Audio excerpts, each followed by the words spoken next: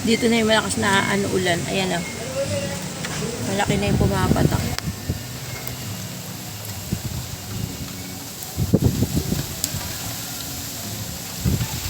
Ayan. Dito ang hangin galing. Mabuti may harang akong bahay. Ito o.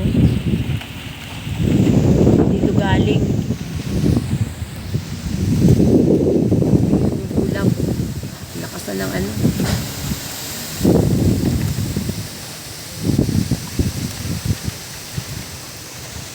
Natakot. Bababasa na ako. Lalagyan ko ng tapal yun doon sa dulo. Nababasa kasi yung pama ko sa pinakadulo. Pero may harang naman na eh. Yung doon sa may kanto na yun, yung klaseng tinali ko ng alambre. Buti may harang akong bahay na to.